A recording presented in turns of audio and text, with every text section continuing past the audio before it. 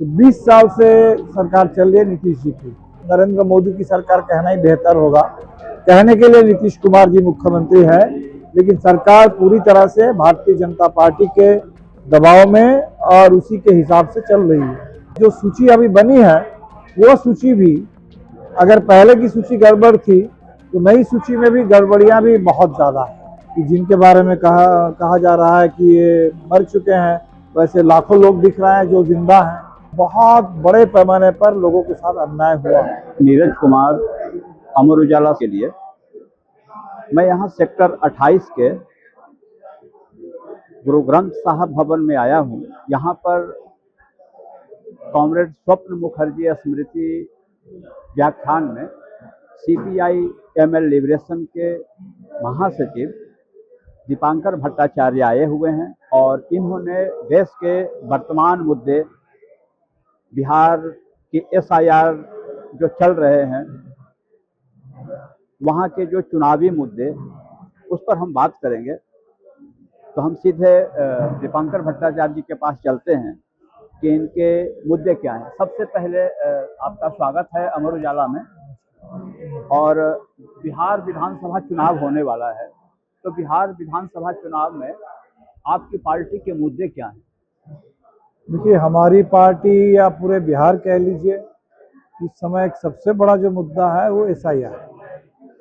क्योंकि अचानक चुनाव आयोग ने इलेक्टोरल रोल को साफ सुथरी बनाने के नाम पर एक ऐसा अभियान शुरू किया जिसमें पूरे बिहार में अफरा तफरी मची।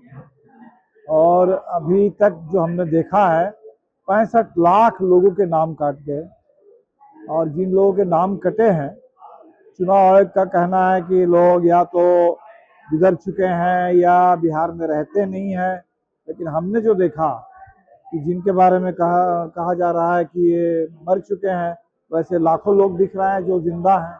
जिनके बारे में कहा जा रहा है कि बिहार में नहीं रहते हैं, वो बिल्कुल बिहार में रहते हैं। तो बहुत बड़े पैमाने पर लोगों के साथ अन्याय हुआ।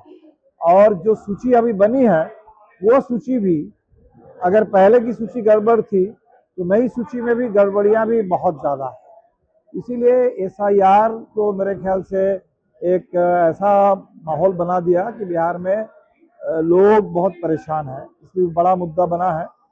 शेष अभी बिहार में जो चुनाव हो रहा है, तो 20 साल से सरकार चल रही है नीतीश जी की। और नीतीश जी की क्या कहिए, वो उसको नरेंद्र मोदी की सरकार कहना ही बेहतर होगा। कहने के लिए नीतीश कुमार जी मुख्यमंत्री है, लेकिन सरकार पूरी तरह से भारतीय जनता पार्टी के दबाव में और उसी के हिसाब से चल रही है। और इस सरकार ने बिहार को बर्बाद करके रख दिया। तो क्या आपको लग रहा है कि वर्तमान स्थिति में जो देश की हालत है, तो आपको क्या लगता है कि देश में लोकतंत्र खतरे में है या बिल्कुल, लोकतंत्र खतरे में है। लोकतंत्र में इस देश में चुनाव छोड़ करके बहुत कुछ तो था नहीं। एक चुनाव का ही अधिकार सबको मिलता था कि एक वोट डालने का।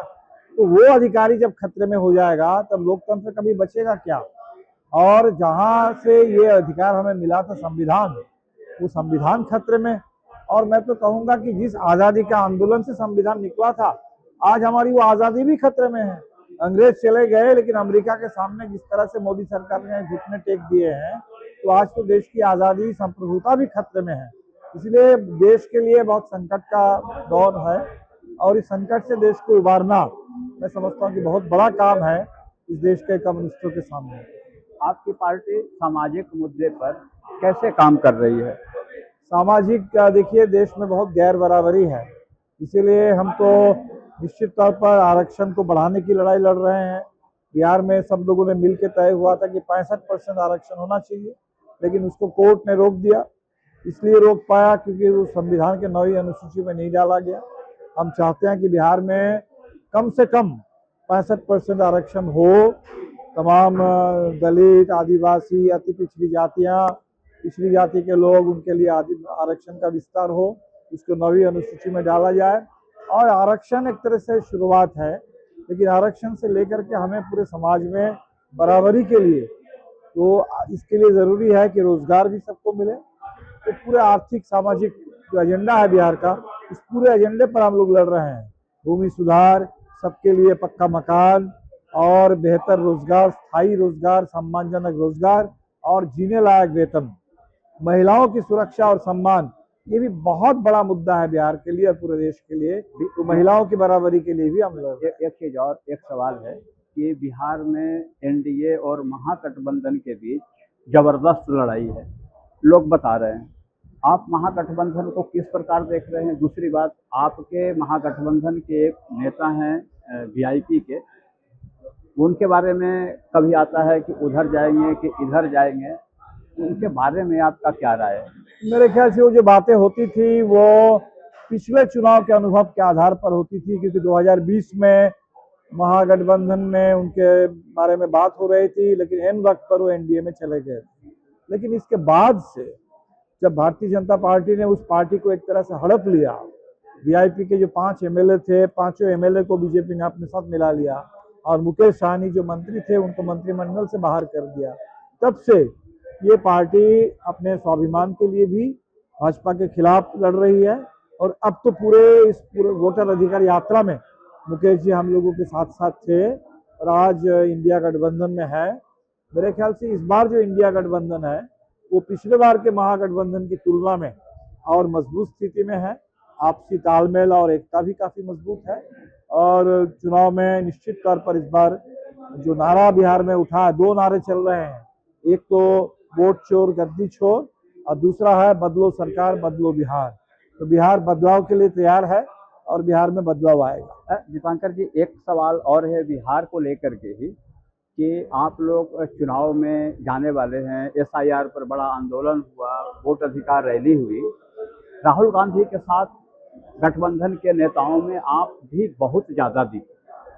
तो जो महागठबंधन के नेता हैं उनके बीच आप लोगों की तालमेल बढ़ी होगी, और दूसरी ये जो भीड़ दिखी है, लोगों की भीड़ भी थी कि टिकट लेने वालों की भी भीड़ थी? जाहिर सी बात है कि चुनाव के समय में टिकट लेने वाले भी काफी सक्रिय रहते हैं, लेकिन मैं समझता हूं कि यात्रा में जो अपार जन समर्थन दिखा वो सिर्फ वो चुनाव की वजह से सिर्फ नहीं है। पूरे बिहार में लोग ऊब चुके हैं इस सरकार से, सरकार को लोग बदलना चाहते हैं, एसआईआर से लोग परेशान हैं, इसलिए भी नौजवानों में रोजगार का सवाल है, शिक्षा का सवाल है, महिलाओं में अपने बराबरी का सवाल है। लोग बिहार में और पूरे देश में बदलाव देखना चाहते हैं और इसीलिए बदलाव के ही एक तरह से आप कह सकते हैं कि बिहार की जो उम्मीद वो इस यात्रा के साथ जुड़ गई और बिहार की उम्मीद को लेकर ही हम लोग चल रहे हैं, उसको साकार करना। एक अंतिम सवाल है, महागठबंधन का नेता कौन होगा? तेजस्वी यादव पर आप लोग अभी देखिए, महागठबंधन के लिए जो कोऑर्डिनेशन कमेटी बनी है, उस कोऑर्डिनेशन कमेटी के जो संयोजक हैं वो तेजस्वी जी हैं। पिछले चुनाव में भी तेजस्वी थे, 2 बार उप मुख्यमंत्री रह चुके हैं और इसीलिए अभी औपचारिक ऐलान तो नहीं हुआ, लेकिन हम सब लोग समझते हैं कि समझदारों के लिए इशारा काफ़ी होता है। लोग समझदार हैं, लोग इस बात को बखूबी समझते हैं कि तेजस्वी यादव ही मुख्यमंत्री के चेहरा हैं। और दूसरी तरफ एनडीए के लोग लाख कह दें कि नीतीश कुमार ही हमारा चेहरा है, ये भी लोगों को मालूम है कि नीतीश कुमार जी अब नहीं है, पर्दे के पीछे कुछ और खेल एनडीए के अंदर। क्या हम माने कि दीपांकर भट्टाचार्य ने तेजस्वी यादव के मुख्यमंत्री बनने पर अगर महागठबंधन का बहुमत आया तो मुख्यमंत्री होंगे? बिल्कुल, हमें लगता है इसको लेकर बिहार में कहीं कोई दो राय नहीं है।